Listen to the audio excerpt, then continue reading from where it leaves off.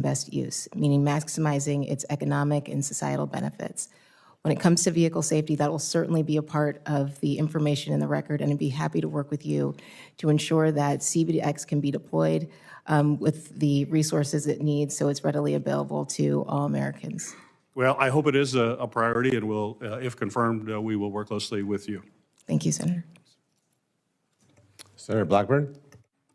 Thank you, Mr. Chairman. Thank you to each of you for getting that testimony in and for being here today. We appreciate it and appreciate the opportunity to visit with you. Mr. Isaacman, I was so pleased to hear you talk about nuclear propulsion. We have Oak Ridge National Labs. We have Arnold Air, which is the only place you can do hypersonic testing. And of course, Huntsville and Marshall Space Flight is very close to our Tennessee border. We have a lot of Tennesseans that are there. So pleased to hear you put some emphasis on that. We agree with you that emphasis needs to be placed there. But I want you to just give me a synopsis of what you think is the most important area of competition as we look at what is happening with China, with Russia, with great power competition, what North Korea and Iran are doing. Senator, thank you very much for the question. For starters, competition can work really well. I think competition from a commercial perspective is doing great. We've gone from a world where at one point in time the nation had a dependency on one launch provider and foreign rocket technology. Now we have a very mature commercial industry with several providers able to help us accelerate mass and people and astronauts into orbit. Well, competition works well on the global stage as well, ma'am, so long as we don't lose. And right now, I mean, that couldn't be more important in the ultimate high ground of space. I mean, that is a critically important domain. NASA will continue to press out, lead the way in that ultimate high ground, but we're going to need our partners in the Department of Defense, the Space Force. We're going to need to be collaborating and making sure they're watching out for us. Ms. Trustee, welcome. And I'm so pleased to see so many of your family members here to support you, and to all of the, I guess it's nieces and nephews that are here. That's right, and siblings and friends. Just know she's really smart, and she's working hard. Okay, we talked a little bit about spectrum, and as you know, it concerns me that 60% of our mid-band spectrum is held by federal agencies. Much of that is sitting fallow, is not being used. We cannot afford that. We're commercializing only 5% of that. So talk to me about the importance of NTIA conducting an inventory, the importance of the FCC supporting an inventory, the importance of Congress restoring the ability to have spectrum auction authority. Thank you, Senator, for this question. Sure. So I'll start kind of from the first part about restoring auction authority. As I mentioned previously, I think this is incredibly important to our economic and national security. I think auction authority serves as a catalyst to investment and innovation, not just for broadband deployment across this country, but for emerging technologies and applications that will allow us to be a global leader in technological innovation. As far as supporting an inventory, I think an inventory could be good. It tells us what spectrum is being used and how. As you know, there may be some things that are classified or SAP'd and they won't be available to the public, but certainly members of the committee could have access to that information to make more informed decisions about spectrum management. But I think we do need to have a full view of what's available, what's being used, so that we can properly put spectrum to its highest and best use for economical. And maybe even share some of that spectrum. Potentially, as the studies indicate. Yes, ma'am. Okay. Talk to me a little bit about USF. I know Senator Fisher and Senator Klobuchar asked you about that. And I think USF has outlived its usefulness and needs to be replaced with something different. We'll see what the court has to say about it. So articulate reforms if they say you can keep USF, and replacement if they say you cannot. Sure, Senator, I appreciate this question. So Universal service is the cornerstone of the FCC's mission. It's a part of the Communications Act to advance and preserve universal service generally as a Yeah, I concept. just want to yes, know as well. reforms. Yeah. Yes, Senator. So there could be distribution reforms or contribution reforms, depending on what the facts tell us. I think there's an opportunity to have performance metrics for each of the programs to understand what the efficacy is of each of those programs in addressing the needs. There could be better oversight over eligibility requirements. There could also be better oversight over participating providers' compliance with those programs to ensure that those dollars are being targeted to those who need them. Excellent. Thank you so much. Thank you, Mr. Chairman. I'm going to send you one question on payola. Yes, ma'am. Because that is so important to our artists there in Tennessee. And to each of you, all the children deserve ice cream. They've been awesome today. Thank you, Senator. I would ask Senator Blackburn, is the ice cream limited to the children? Senator Cruz, you showed up on time today, so you too deserve ice cream. I will be certain that at lunch I serve you ice cream. I will take it. Senator Lujan. Well, it looks like I'm joining you for lunch, Mr. Chairman. Mr. Chairman, thank you for this hearing today. It's good to see you both here and with family support. That means something. Ms. Trustee, in last month's Supreme Court oral arguments in the USF case, the Solicitor General noted that the FCC commissioners do not have statutory for-cause removal protections. In our meeting yesterday, you stated that the issue of for-cause removal was subject to pending litigation and that you would not weigh in. Regardless, it appears that President Trump believes he can fire you at will when confirmed. How will you maintain your independence if the president can fire you simply because he may not like a position you take? Thank you, Senator. I appreciate the question, and I understand the importance of the issue. My job, if confirmed, is to focus on upholding and enforcing the law. Whatever happens with what's subject to pending litigation, my first obligation is to fax the law and with respect to the proceeding that comes before the commission. And that's, I think the FCC has a very transparent and open process. And my commitment would be to making sure that I have, what I would commit to, I have no fear,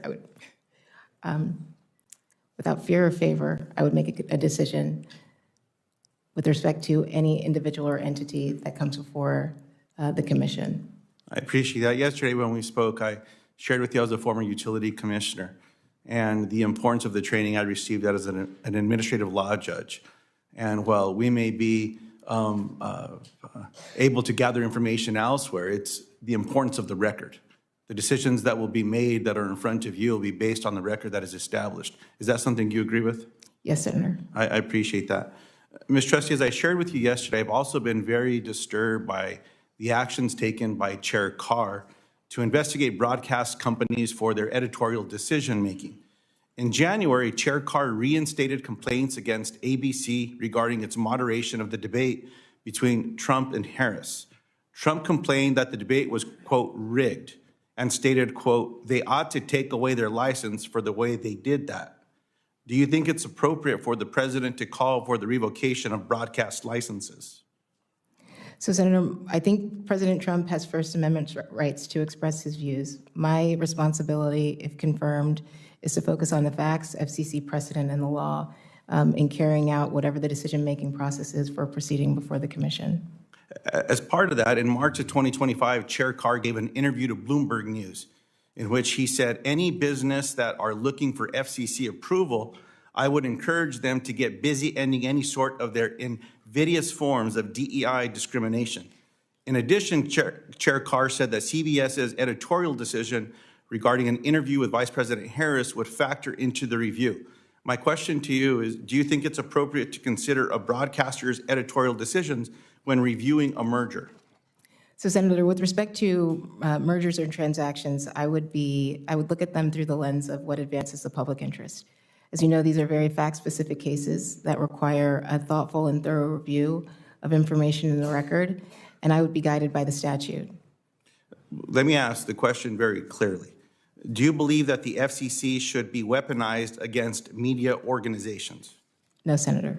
I appreciate that very much. Now, Mr. Isaacman, I have many questions for you. I want to be, I'm always aware of my members, my colleagues' time as well. I'm going to submit your questions to the record. Ms. Trustee, I just want to conclude by sharing with you that you have an ethical record. You have a strong reputation on Capitol Hill. Protect it. You have a bright future. We need good Democrats, good Republicans. I don't agree with all your positions. I don't agree with all my Democratic colleagues' positions. But the FCC should be a strong, independent body. We need good people there, and I appreciate you being here today. I yield back. Mr. Chairman, if I could, before we continue, for the record, Senator Fetterman would like to be recorded as an aye by proxy on the Roth nomination. Without objection, the record will be corrected to so reflect. Senator Sullivan. Thank you, Mr. Chairman, and to our nominees, congratulations, and thank you for willing to serve your country and your families. Great to see so many families here. Ms. Trustee, I want to make sure I get your commitment off the bat to come to Alaska, see the many challenges we have in Alaska. You can bring your whole family. We can do it during the summer, go fishing, but I need you to get out to my state and see the challenges, particularly as it relates to communications, broadband, internet connectivity. You know, people talk about rural, and then there's Alaska, which is just way more rural than everywhere else. Can I get your commitment to do that?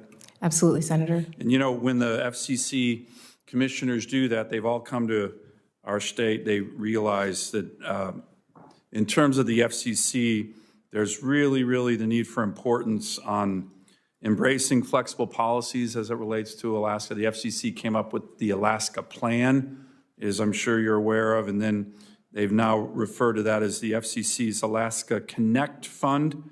Will you commit to me to working with any on any future changes? There's a midpoint pause in 2029 relating to the Alaska Connect pause that gives the FCC the opportunity to look at different flexibilities there. Can I get your commitment to work with me on both what was the Alaska Plan and now the Alaska Connect Fund?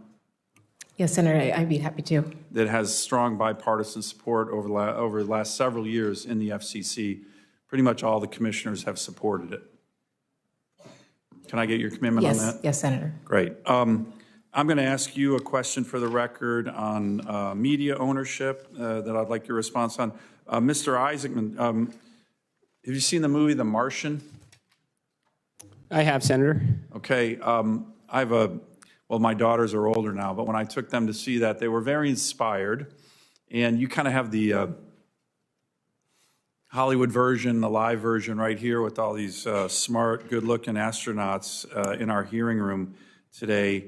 Can you give me your ideas on how to promote better through media, maybe even through Hollywood, these upcoming missions to the moon, missions to Mars, to inspire our young people? I think it's a really great opportunity. I don't think NASA's always embraced that opportunity, but we have so many exciting things on the horizon, and I mean it when you look at these astronauts and how smart they are and how inspiring they can be to young Americans to serve their country, to study science. Give me your thoughts on that and what an opportunity we have to take advantage of that. Well, Senator, I completely agree. And as I mentioned before, I think it's a fundamental obligation of NASA to inspire the next generation to want to grow up and be scientists, engineers, astronauts, researchers, and set the bar even higher. And I do believe the first step on that journey is to execute on the mission. I mean, nothing's going to create more future scientists and engineers than seeing American astronauts on the moon, American astronauts on the Mars, in line with President Trump's vision, planting the stars and stripes on Mars. So I do think that is a fundamental obligation. I think that NASA right now, we could do a better job, if confirmed, on emphasizing quality content over quantity. There's, I think, about 300 different NASA social channels. They're awesome. They put a lot of good things out. I think we can narrow that down and make sure we're capturing the really inspirational footage, what everybody wants to see that inspires them to grow up and want to reach even higher. Good. I think you'll have strong bipartisan support for doing that. I also want to get your commitment, if confirmed, to come to Alaska.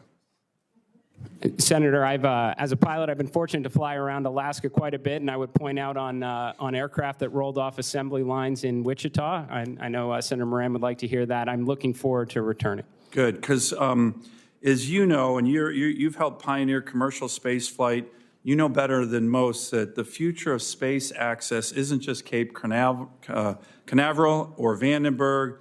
It is increasingly spread across our entire country, including places like Alaska.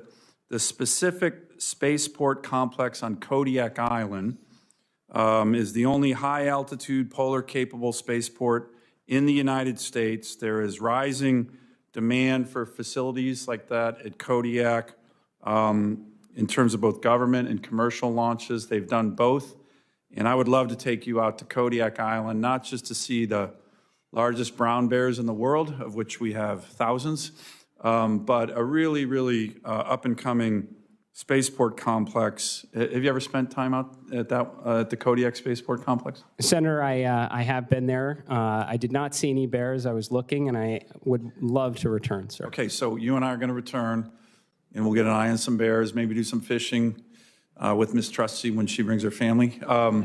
But in all seriousness, that is a spaceport complex that I think has enormous potential. Would you agree with that?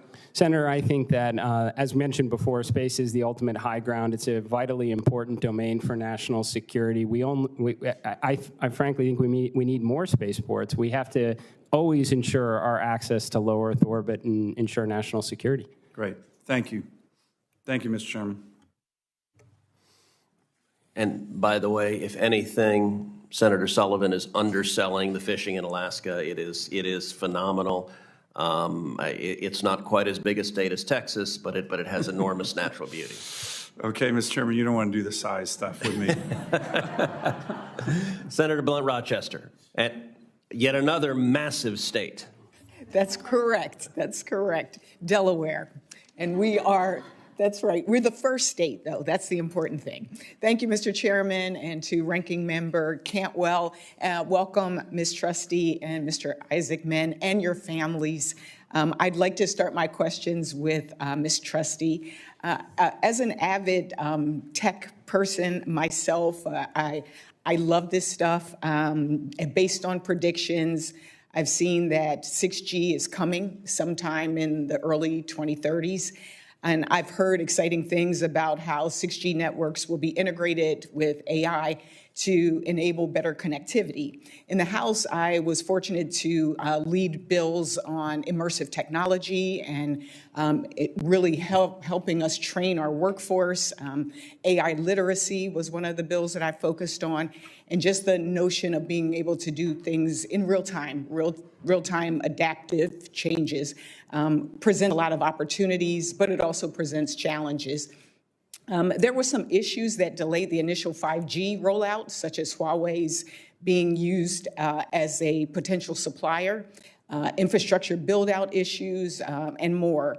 And I view the 6G rollout as a crucial step in our competition against China in the national security realm, as well as technology spaces. Ms. Trustee, if confirmed, what specifically do you think the FCC can do to ensure that the 6G rollout is smoother than the 5G rollout was? Great. Thank you for the question, and I really agree with so much of what you said. I'll start with cybersecurity and making sure networks are deployed in a secure way. And I applaud this committee on making sure the Rip and Replace Fund was fully funded. I've been interested to see the creation of the National Security Council at the FCC, and I think that's an opportunity for the FCC to leverage its authorities in the Secure and Trusted Communications Networks Act to ban other high-risk equipment and vendors from our nation's communications networks. I also think the FCC can promote the adoption of open radio access network technology, which can help diversify and strengthen our domestic supply chain so that we're not overly reliant on one or two vendors. And I think it can help increase security, competition, and ultimately reduce the cost of providing these networks in the first place. I'm a big supporter as well on strengthening our supply chains. We actually have a Cantwell, Blackburn, Blunt, Rochester bill. I like to call those my strange bedfellows bills, where we come together on these issues that we know are going to affect all of us. I want to also discuss the potential security concerns about 6G, particularly given, again, the flaws in 4G and 5G networks, such as a study finding that 100% of 4G networks were susceptible to denial of service attacks, and 5G being vulnerable to network attacks. I know this is an easy one, so maybe it's a yes or no. Will you prioritize cybersecurity for 6G networks? Yes, Senator. And what other potential measures do you think the FCC can take to best secure 6G networks in particular? You know, I think this, a lot of this can be done through AI. I'm really excited about the development of the technology, and I think there are tremendous use cases in not only detecting fraud and scams, but securing the network itself. So if I'm confirmed, I would look to leverage artificial intelligence in these ways. You kind of preempted my next question, which deals with so many Americans. It's estimated that around 4 million or 4 billion robocalls are made per month.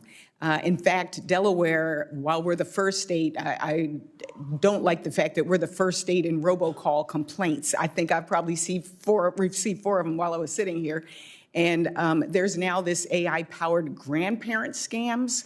Back when I was in the House, as I mentioned some of the legislation I introduced, but we had one on the Fraud and Scam Reduction Act to help tackle scams that target seniors. And I encouraged the FCC, I'm encouraged that they now cover AI voice calls under the TCPA. And last year, now Chair Carr supported requiring callers to disclose upfront to consumers when they receive an AI-generated call. Do you support requiring callers to disclose to consumers when it's an AI-generated call? I certainly think that can be helpful in protecting consumers from illegal robocallers, Senator. And I will say consumer protection is one of the areas that we are very much focused on. Should you be confirmed, would like to continue to work with you on that. And Mr. Isaacman, we had a very good conversation as well. I will be submitting questions for the record because I respect the chairman's time. So I yield back. Thank you. Senator Young. Well, thank you both for being here today. Mr. Isaacman, the U.S. economy, national defense, infrastructure, they all rely on satellites extensively these days for GPS, for weather, for communications purposes, for surveillance and much more. So a collision or a loss of key satellites could result in even in catastrophic national security and economic costs. As you know, the TRACS system, Traffic Coordination System for Space, was launched in 2024. It's being developed to provide situational awareness data across civil, military, and commercial sectors. Mr. Isaacman, if confirmed, how would you ensure that NASA coordinates with Department of Commerce and DOD on space situational awareness and space traffic management efforts? Senator, thank you very much for the question. This is a subject that I'm pretty passionate about. My 2 missions to space, the #1 risk we faced was from orbital debris. For starters, I think NASA absolutely will play a role as this new frontier continues to open, and ideally we have lots of space stations and lots of activity and a great flourishing economic environment in space. I believe all of the information that we can gather from our assets on space debris should be funneled into a single mission control that has the ultimate situational awareness. But I have to say also the biggest threat, Senator, is what we can't track. What is so tiny, the millimeter-sized objects at orbital velocity that can shred a satellite or a spacecraft. And in that respect, we have to stop adding to the problem. The United States is very good at not adding to the problem. I can't say that's the same for some of our geopolitical rivals, sir. Maybe you could speak with a little more specificity about the gravity of the problem. Paint the picture for those who might be watching these proceedings about how extensive this challenge has become, and I'll just let you take it from there. Senator, absolutely. A lot of people think of whether it's a discarded second stage in orbit or a defunct satellite as the problem. We know where they are, and we can have trajectories that avoid them. The issue is the speck of paint that falls off that satellite that's now traveling at 17,500 miles an hour and can collide with another object going 17,500 miles an hour. I had an opportunity to visit the NASA facility, the White Sands Missile Range, and see what a 1 and 2 millimeter piece of aluminum does at near orbital velocities, and I can tell you what it penetrates through is it's eye-opening to say the least. It is an issue. We certainly need to do all we can to avoid any sort of kinetic conflict in low Earth orbit, to stop adding to the problem. And again, I think the United States does a fantastic job at doing this. We need to work really hard to make sure others, maybe less responsible actors, don't add to the problem. Well, I'd like to work with you on this challenge, should you be confirmed, as I believe you will be. So clearly you're conversant in it, and it sounds like you'll be prioritizing this.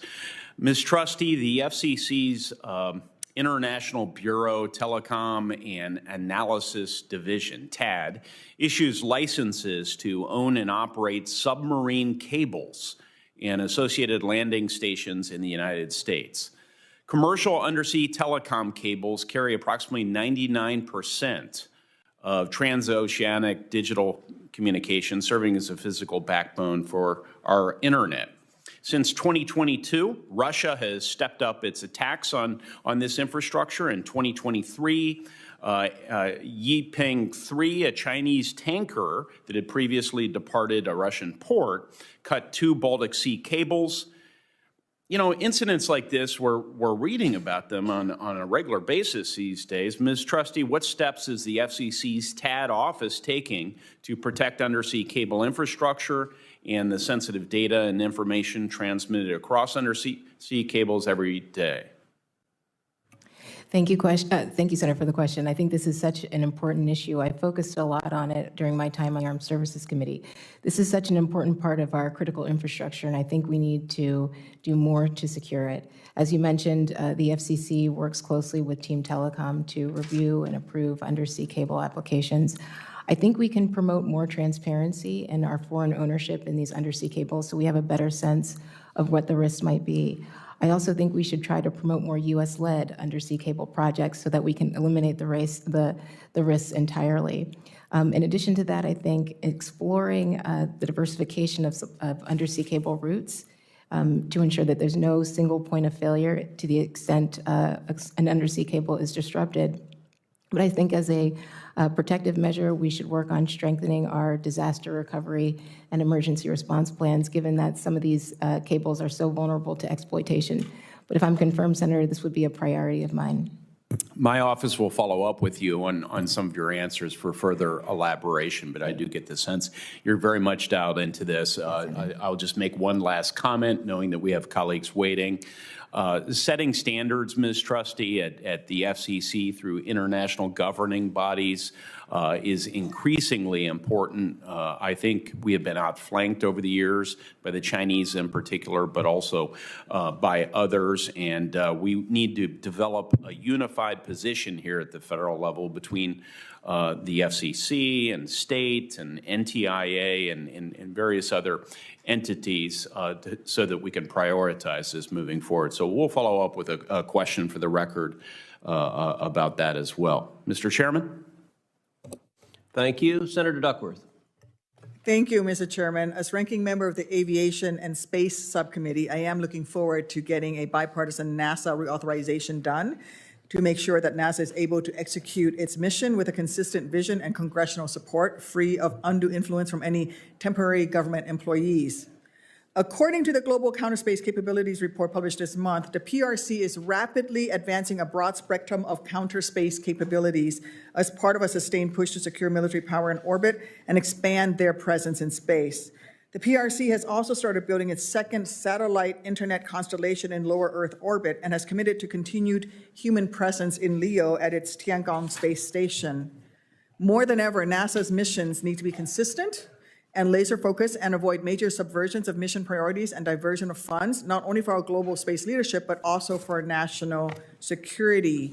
I'm going to, Mr. Isaacman, ask you a couple of yes-no questions, but first I just want to say that a sustained human presence in low Earth orbit is crucial for advancing scientific research, testing technologies for future deep space missions, and fostering a thriving economy and global leadership, as LEO serves as a unique environment for research, development, and training due to its microgravity environment.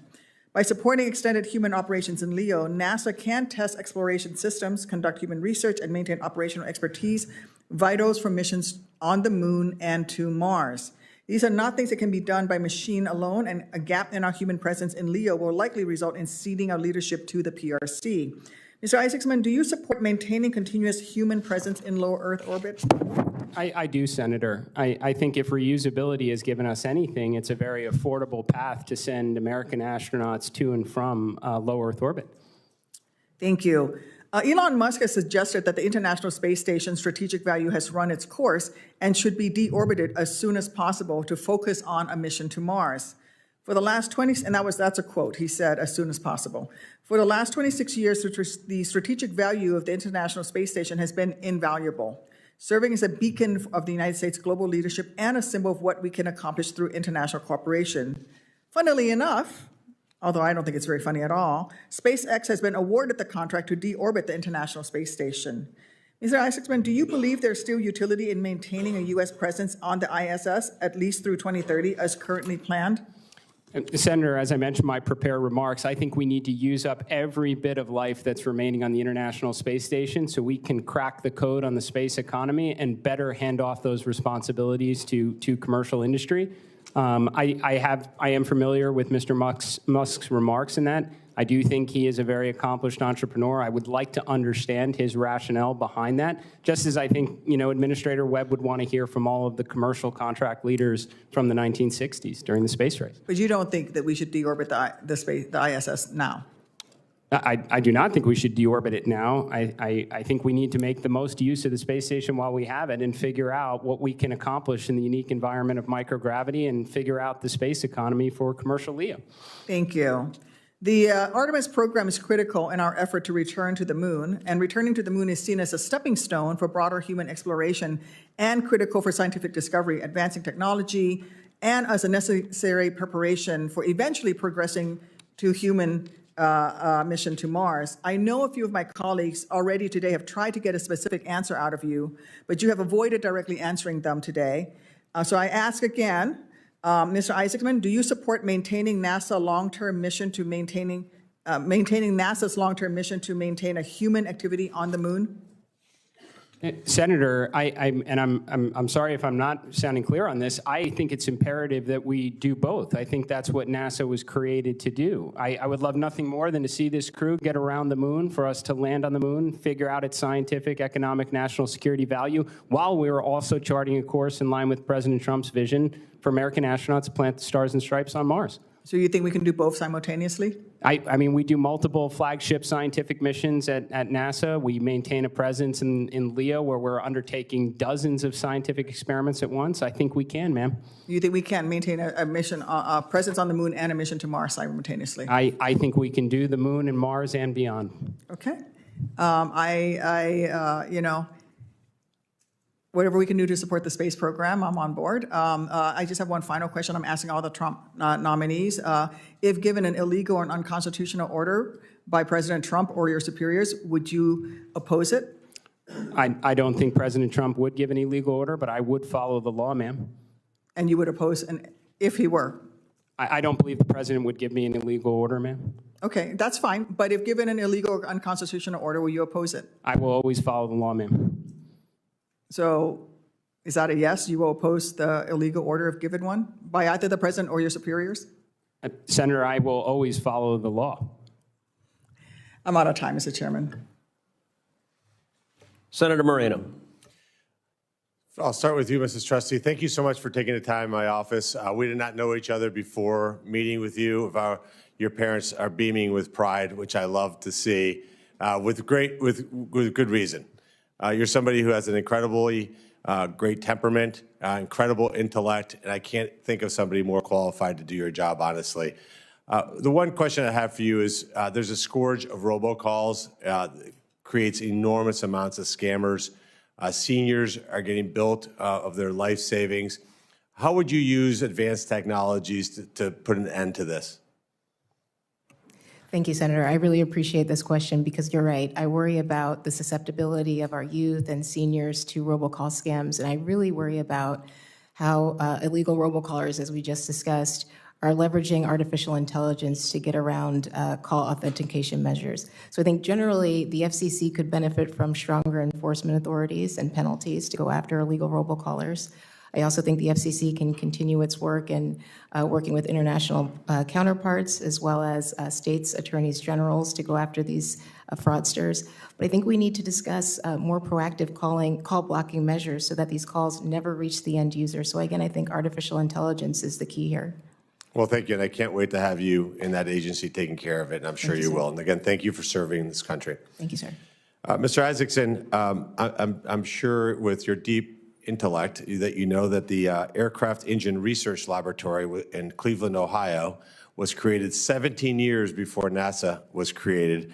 And there's a sign when you drive into the center that says, "For the benefit of all." What does that mean to you? Well, Senator, I do believe that NASA's mission is to undertake the near impossible, to solve the most demanding, complex engineering challenges, to bring commercial industry can follow, and to bring the rest of the world along the way. And that's something that I'm sure you have a passion, a deep passion to make sure that we are always the leaders. Is that correct? 100%, Senator.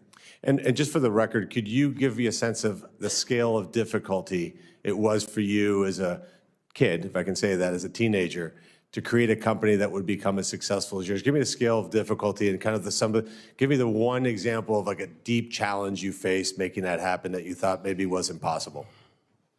Senator, there was certainly a lot of ups and downs over the last 26 years. I'd say probably some of the earliest challenges, although, I mean, as a company that went through the .com, the Great Recession, the pandemic, we certainly had our fair share of obstacles along the way. Probably some of the hardest was the earliest days, Senator, where we tried to grow through our own cash flows, which is always a challenge. And I was 16 years old, so I had to make sure I hid myself from any trade shows or in-person meetings. Occasionally, someone would show up at the house for a meeting, and my father fortunately took that for me. It's always hard to meet underachievers. So congratulations on that. How will you use that skill set at a complex organization like NASA?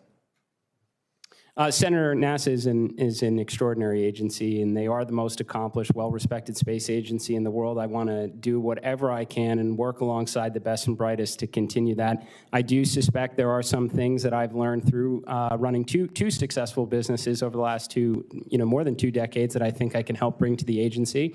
I would love to roll up my sleeves, figure out what are the challenges we have from a program management perspective that are causing everything to take longer than it should and cost more than it should. I'd like to instill a very strong mission-first culture at the agency that if we can execute on our mission and get to the moon, get to Mars, and all the other things, the inspiration, the STEM education will all take care of itself. A culture of ownership and accountability. That when we make mistakes, we own them, we fix them, and we get back to delivering on their important objectives. Well, thank you for that. And I have one last question. Ms. Trustee, 100% unequivocal support from me. Hope to see my Democrat colleagues join us and see if we can get as many votes for you as humanly possible. But for Mr. Isaacman, I have one question. It does hinge, for me, the entirety of whether I can support your nomination or not. Who is the most important character in the movie Armageddon? Clearly, Bruce Willis for the important self-sacrifice for all mankind, sir. All right.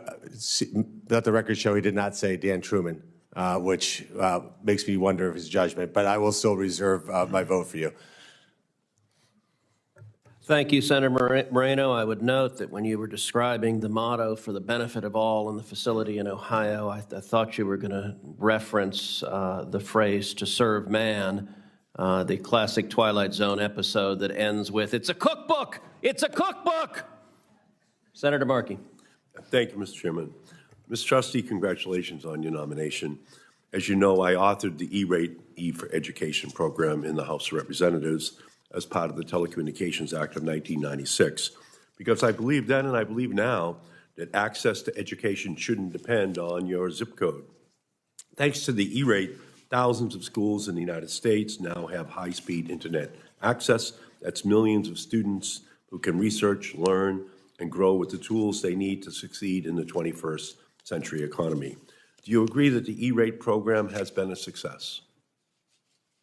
Senator, thank you. Yes, I agree that E-Rate has been an important part of making sure students are connected across the country. Student education has changed a lot since I created the E-Rate program nearly 30 years ago. Today, learning often extends outside the schoolhouse, putting many low-income and rural students who lack internet access at home at a serious disadvantage. Do you agree that having access to high-speed broadband at home is important for students and educators in our modern educational environment? Certainly, Senator, I think having access to broadband at home, at school, everywhere across the country is important. And do you agree that a predictable funding source for E-Rate is critical for schools and libraries to stay connected? Yes, Senator, the Communications Act requires a specific, predictable, and sufficient funding source for universal service. Thank you. Now, let's turn to a different issue. Over the past few months, Chairman Carr has taken a series of steps to attack broadcasters over their news programming. He pressured CBS to release a transcript of an interview with Vice President Harris that supposedly contained evidence of deceptive editing. When the transcript clearly refuted that allegation, Chairman Carr still opened a docket to accept public comments on it. He's taken similarly baseless steps against ABC and NBC, and he opened an investigation into the underwriting practices of public broadcasters without citing any evidence of wrongdoing. Taken together, these actions indicate a chairman intent on weaponizing the FCC's legal authorities for ideological and partisan purposes. Ms. Trustee, I understand you cannot comment on open proceedings, so I will ask generally, do you agree that the FCC should not open or conduct investigations for political purposes? Yes, Senator, I agree with that. If asked to vote on an investigation or enforcement matter that violates the First Amendment, will you vote against that matter? So, Senator, I don't want to speculate on something that hasn't happened yet, but what I can tell you is... If it's a violation of the First Amendment, will you vote against it? What I can tell you is I firmly believe in the First Amendment. I believe, and I won't do anything to violate it. Okay, but that's what I wanted to hear. And I'm glad to hear that you will take that position, and I'm going to be closely monitoring the Commission's work to ensure that it complies with the First Amendment. Thank you. Mr. Isaacman, you have deep personal and financial ties to Elon Musk. You have invested tens of millions of dollars in SpaceX. You have paid millions of dollars to SpaceX for 2 private space flights. Your payments company, Shift4, has an ongoing, quote, global strategic partnership with Starlink worth millions each year. And according to a recent Wall Street Journal report, Musk personally asked you to lead NASA. Given SpaceX's significant interest before NASA, you can understand why the public would be concerned about conflicts of interest here. So let's try to set a few things straight. I understand that you met with Elon Musk at Mar-a-Lago in late 2024. Is that correct? No, Senator. I was in Mar-a-Lago to be interviewed by the President of the United States. So you did not meet with Elon Musk at Mar-a-Lago? I went to Mar-a-Lago to be interviewed by the President of the United States. I didn't ask you that. Did you meet with Elon Musk at Mar-a-Lago? I believe he was one of dozens of people that were around Mar-a-Lago at the time, Senator. So did you meet with him? I would not say we had a meeting. We probably had a conversation in passing, Senator. Okay, during that same trip, then President-elect Trump offered you the NASA administrator job. Is that correct? At the conclusion of the meeting, Senator, he did. Thank you. Was Elon Musk in your meeting when Trump offered you the NASA position at Mar-a-Lago? Senator, I was interviewed by the President of the United States. Was Elon Musk in the meeting when he offered you the job? Senator, my meeting was with the President of the United States. Elon Musk was not in the meeting, is that what you're saying? Senator, I was being interviewed and speaking with the President of the United States. You just say he was not in the meeting. Was he in the meeting or not in the meeting? Senator, I'm trying to be as transparent as I can. I was being interviewed by the President of the United States. It's not a difficult question. Was Elon Musk in the room when the president offered you the job? Senator, my meeting was with the President of the United States. I'm assuming that you don't want to answer the question directly because Elon Musk was in the room. I think that's the only conclusion anyone listening to this could reach, unless you wanted to dispel us of that notion. Senator, again, I was being interviewed by the President of the United States, and I also say I have no. That's not. I appreciate that. I'm just trying to determine Elon Musk's role in this, and you're not willing to be fully transparent. Have you discussed your plans for NASA with Elon Musk? I have not. So those questions obviously raise serious questions, and I want to turn to one more specific question. Monitoring sea level rise to polar ice loss to wildfires, NASA's satellites are the backbone of climate research used by scientists, policymakers, and the public across the globe. NASA's Earth Observing System collects and archives more than 147 terabytes of data each day. This data underpins climate action efforts at every level of the government, and it drives global research collaborations, and it informs life-saving disaster response. It's a public good, yet the Trump administration is seeking to undermine that. A recent investigation found that large swaths of climate data sets, visualizations, and web tools, once publicly accessible, have been altered or taken down. This unprecedented rollback of public information compromises scientific continuity and transparency at a time of accelerating climate threats and extreme weather events. If confirmed, will you commit to fully restoring and maintaining access to data, as well as resisting any political pressure to sideline climate research at NASA? Senator, I can tell you I am very passionate about the Earth Sciences Division inside of NASA, especially with respect to anything that has impact on human life and the financial repercussions for remediating things such as wildfires, landslides, flooding. Earth Sciences also plays a big role in near-Earth asteroid protection. Will you make a commitment to restore all of that information so that it's available to the public? It's vital scientific information. Senator, I have not been made aware of any information that's not being provided. I mean, I'm just not familiar with any of these changes, Senator. I'm very disappointed in your question. All this information is vital to getting the information into the hands of scientists and ultimately ordinary citizens to protect. Thank you, Senator Markey. And I appreciate your indulgence, Mr. Chairman. Mr. Isaacman, in response to Senator Duckworth, you said multiple times you will follow the law. Under every circumstance, you will follow the law. I appreciate that commitment. I want to go back and revisit the exchange you had with Senator Kim, because one component of the law, you have said, and I'm glad to hear it, that under your leadership, America will beat China back to the moon. That's important. But the law is clear beyond simply going to the moon. That's part of it, that going to the moon shall be a stepping stone for further exploration of Mars. The ultimate objective is Mars, but going to the moon is critical.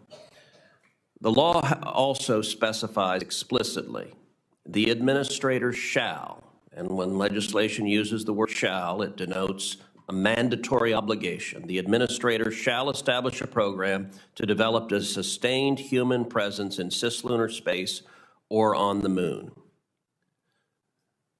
With respect to Senator Kim, you were reluctant to commit on a sustained human presence on the moon. Could you clarify your view on that to this committee? Well, Senator, as a space enthusiast, I'd like nothing more, as I've said before, to see a number of lunar outposts and Mars outposts, and for us to even progress farther out into our solar system. If we are in an unlimited budgetary environment, we can maintain an ongoing presence on the lunar surface. I am more than supportive of it. I think it's imperative that we have to get back to the moon first, as quickly as we possibly can, figure out, again, the scientific, economic, national security value to being there, which I am very hopeful that we are going to find in order to support the ongoing presence on the lunar surface, sir. So the statute is written in the disjunctive. It gives the choice of either the surface of the moon or cislunar orbit. What is your view on the Gateway project? Senator, that's an area that if I'm confirmed, I would love to roll up my sleeves and get further understand what's working right, what are the opportunities the Gateway presents to us, and where are some of the challenges, because I think the Gateway is a component of many programs that are over budget and behind schedule, sir. So you're describing Gateway as over budget and behind schedule. I will say there's a long history in NASA of administrations coming in and canceling programs and causing massive delays. Barack Obama did that with the Constellation, and NASA struggled for years as a consequence. As administrator, are you going to cancel the Gateway program? Senator, I have no intention as of now to say that I would cancel any program. I need to, if I'm confirmed, get in the job and understand where things are at. I want to assure you and this committee that I want to see America win and succeed and lead in space, whether that be the moon, Mars, low Earth orbit, and beyond. I do not want to see us come in second place, and I certainly don't want to see the right-hand side of that poster you put up, sir. So I want to ask you again, because you've said you'll follow the law, are you committed to a sustained human presence in cislunar space or on the moon? And that is federal statute. Senator, if that is the law, then I'm committed to it. Okay. All right, let's talk LEO. The International Space Station is managed at a Johnson Space Center in Houston, Texas. NASA is planning to retire the ISS by 2030, replacing it with one or more commercially developed space stations funded partially by NASA and partially by outside customers. Unfortunately, both NASA and commercial replacements are behind schedule. Do you agree that we cannot have a gap period between the ISS and its successor when there would be zero human U.S. presence in low Earth orbit? I do agree, Senator. We cannot cede low Earth orbit to the Chinese. Now, I would note in the first Trump administration, there were those in the administration pushing to deorbit the International Space Station prematurely. Given that we've invested over $100 billion in the station, I think that would be profoundly foolish to give up on that investment as long as it is safe to continue using it.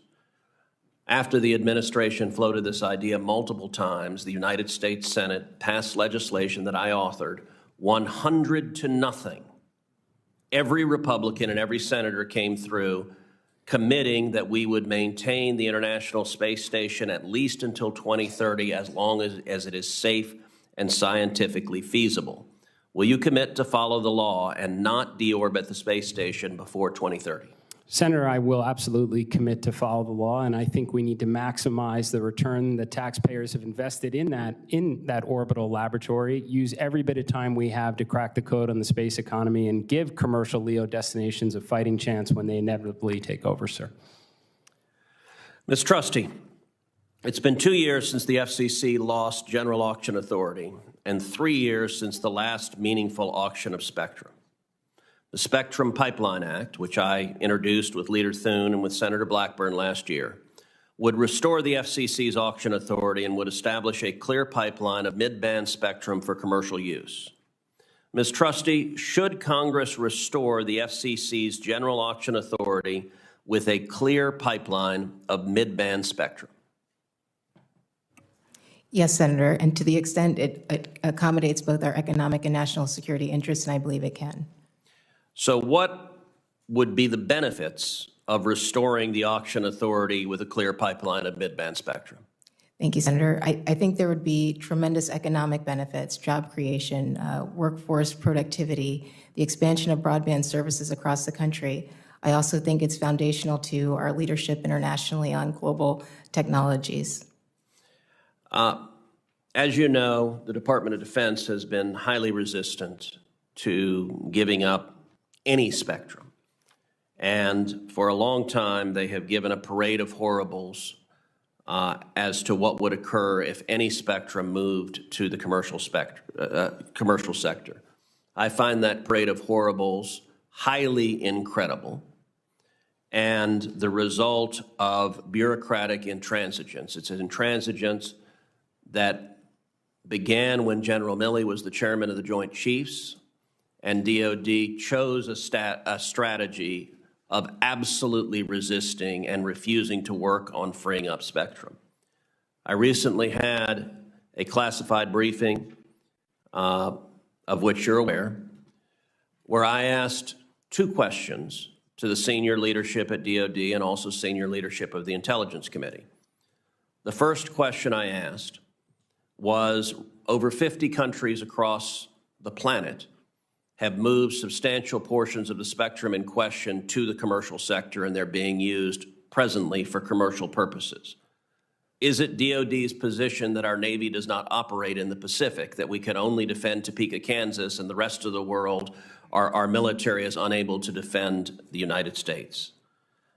You have unique expertise, having worked both on the Commerce Committee and the Senate Armed Services Committee.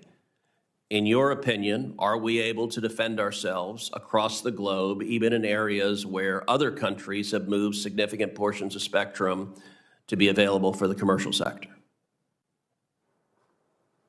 Senator, I appreciate this question. So I'll say I'm not privy to all of DOD's spectrum assets and capabilities, but I do think there's an opportunity to move forward on spectrum policy that protects both our national security and advances our economic interests. And I think what that really requires is, like you said, having classified briefings or briefings in the public where multiple stakeholder perspectives are represented to challenge positions on various matters. I think it promotes transparency and it ensures, I think, there's more cohesion on spectrum matters going forward. The second question that I asked DOD that they had a totally insufficient answer to was, what would be the national security consequences, and I would add the economic security consequences, if America loses the race for 6G and the global telecom architecture is built by Huawei and controlled by the Chinese communists, and every active duty serviceman and woman who has their own cell phone is now communicating over Chinese telecom infrastructure. In your judgment, what would be the economic interest and the national security interest if that occurred, if we lose the race to 6G? Senator, I hope we could all agree that it would be devastating to our economic and national security interests if we had to be reliant on Chinese technologies. Senator Cantwell. Thank you, Mr. Chairman. Glad I made it back. Ms. Trustee, you both. I did filibuster a little bit for you. Thank you. I wanted to go back to that virtual multi-channel video programming distribution issue at the FCC. I want to understand whether you think the FCC should re-examine and negotiate with online platforms that carriage of local news content. I'm concerned that these large platforms, because of the way things have evolved with the affiliates kind of leaving the broadcasters to themselves, and yet they could have some ability. Right now, I believe local broadcasting is holding us together in a lot of ways. It's a trusted source of content that people believe in. They believe their local news organization. They think that model probably wouldn't exist if the community didn't believe in the product. And so we don't want to lose that. But as the digital age continues to evolve and these products and services continue to evolve, like YouTube now being a dominant content distributor, then the ability to negotiate directly with them is a big revenue opportunity, if you will. So how do you look at that issue? Do you think that this should be looked at by the FCC and help level the playing field for local journalism? Senator, I do. So, to your point about localism, I think it's extremely important. Broadcasters provide vital news and information about social and cultural events, educational programming, and information in disasters. And I think it's incumbent upon the FCC to work with Congress to ensure we have a modern regulatory framework that reflects the realities of today's media marketplace, that enables broadcasters to better compete against technology companies for viewers, for ad revenues, for programming, all things that they can generate resources by to reinvest into their news gathering operations and increase the availability of local news. Okay. And what do you think the best way for, I think they opened that case many years ago and then closed, then haven't reopened it, or actually, technically, I'm not sure about that. You probably know the answer. It's I think it's probably still- like in quasi-land where you could just easily reopen it. Is that right? Well, I think it's still open before the commission. I'm happy to take a look at it if confirmed. I know that it's been a question on your mind for the past couple of FCC nominations hearings, but I think it's an important issue, Senator. I'm happy to take a look at it and ask the questions. Right, but you think it should be re-looked at, is that? I'm certainly happy to Yes. take a look at it. Yeah, okay. And then I can't even, okay, I'm sure you believe in the First Amendment. I'm sure you believe in not weaponizing, making sure that we have a free press. Back to this broadband issue, as we've continued to allocate resources and look to the FCC, what do you think the best thing the FCC could do now to put more clarity behind the shortfall in broadband inequities? So I think when we talk about broadband inequities, I think about affordability and adoption. And so with respect to affordability, I think we can promote more competition, embrace more technologies. I think when you have more choice in the marketplace, that helps to reduce the cost of the service. I also think we can focus on removing regulatory barriers that might impede broadband deployment or raise the cost of broadband deployment. If those regulatory barriers are out of the way, I also think that can reduce costs for consumers. Of course, we have the Lifeline program as well. And so as the committee is looking at potential reforms to USF, perhaps there's an opportunity to make adjustments to better target those services to communities in need. I'd also speak to digital literacy programs. I know that the private industry, public interest groups have programs of that sort to help people understand how to maximize the benefit of this technology in their lives. But what about the mapping? You know, Of course. I mean, I think we might probably even shared with you that Microsoft data that they came up with, which can tell you by household who doesn't have broadband. Absolutely. I think maps are foundational to closing the digital divide. And we have the Broadband Data Act, but of course, there's always room for improvement. So if I'm confirmed, I would welcome the opportunity to work with private sector stakeholders like your own constituents to better improve the maps. Well, I think it could help us elevate a conversation into what are the choices that we could have if we really understood that people at $40,000 of income probably aren't buying broadband, which means their kids from a school perspective and other things might not be getting the access that we want, and then obviously the impact it has on communities. And then back to the spectrum, I listened to what you said earlier, even though I've been running in and out at various votes, that you believe that the DoD side of this equation needs to be thought through, that your experience here and then your experience there gave you two different viewpoints on this. How do you think the FCC could best help in resolving this issue? How do we, let me say it differently.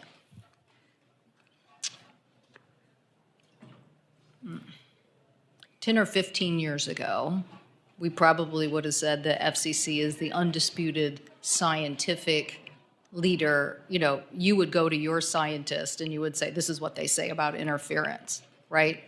But now the world's changed, and we have so much more on the technology front. And now we have agencies disputing each other, right? DoD and FAA, or various things. How do you think you can reassert the FCC's scientific leadership on this issue when so much of the conversation ends up having, downstairs in a secure briefing room? Sure, I appreciate this question. I think this is probably the heart of the issue, that engineers don't agree on interference metrics, among other things. So this is where I think the FCC NTIA MOU, Memorandum of Understanding, could probably come into play. The one that they just did? Or you mean a new one? Maybe a new one that's Okay. updated and reflects some of these other considerations. Maybe we have to hire more engineers and technical people to help address this issue, who have experience in both camps as well. So those are potentially some ideas to address this. And then what about the secure nature of this? I'm pretty sure, Mr. Isaacman, it is interesting you're here together. It's made it harder for all of us because there's ample questions to ask both of you. But you are an intersection of a very big, important, what is not just a communication system, but is a vulnerability for national security if we don't get it right. And so I think Mr. Isaacman can tell you how broad he thinks this is going to go in the future, the constellations, not just the LEOs that he's talking about, but how much more of this communication is going to happen through the satellite system and why we have to have this layer of security. But do you have ideas that you think the FCC could do in listening more to the a framework by which the private sector and agencies could have more conversations about what the future looks like and thereby, find some more common ground? So I think this goes back to a conversation we had a little bit earlier about folks having clearances, because much of this information is classified or in a special access program, and it's very sensitive. And so, I know that some people in the industry do have clearances, but to the extent we can bring those folks into the same room with federal agencies to have these robust conversations about what the needs and interests are, what the objectives are, to try to find a common ground, I think that's the most important thing here. I didn't mean to engage you on this, but Mr. Isaacman, do you understand my point that there's so much yet to still happen here? That how do we get the dialogue towards the advancements that could happen when basically everybody needs a national security clearance, and yet at the same time give people an understanding of where we could come together? Ms. Trustee, you do support the effort, the NTIA's report that DOD and NTIA should look at dynamic spectrum sharing. You do support that? Yes, I think we should be investing in dynamic spectrum sharing technologies. Okay. Mr. Isaacman, any thoughts here? Senator, I wouldn't want to encroach on my nominee's clear command over the spectrum here. I would say, at least through the lens of NASA, I'm excited about what commercial industry is working on in terms of next generation technology. My most recent mission to space, we tested out sending an awful lot of data securely over a laser link, a beam of light. I think that's a great way, at least from NASA's perspective, to not add to the demand problem with respect to the spectrum. Mm-hmm. Well, I do think this will be one of the big challenges we face is how do we, if we want this leadership position, how do we think ahead? How do we get this conversation with the private sector who's really doing a lot of that thinking, but also get the DOD part of it and then get the dynamic spectrum part of it done correctly? Okay, well, thank you both very much. Mr. Isaacman and Ms. Trustee, I'm going to ask you a final question required of all nominees. If confirmed, do you pledge to work collaboratively with this committee to provide thorough and timely responses to the committee's request and appear before the committee when requested? Yes, Senator. I do, Senator. Thank you. I have letters of support from various organizations for Mr. Isaacman and Ms. Trustee's nomination that I would ask unanimous consent to be inserted into the record. So without objection, so ordered. Senators will have until the close of business Friday, April 11th to submit questions for the record. These nominees will have until the close of business Tuesday, April 15th to respond to these questions. I thank Senator Cruz for allowing me to come back and ask these questions. That concludes our hearing today. The committee stands adjourned.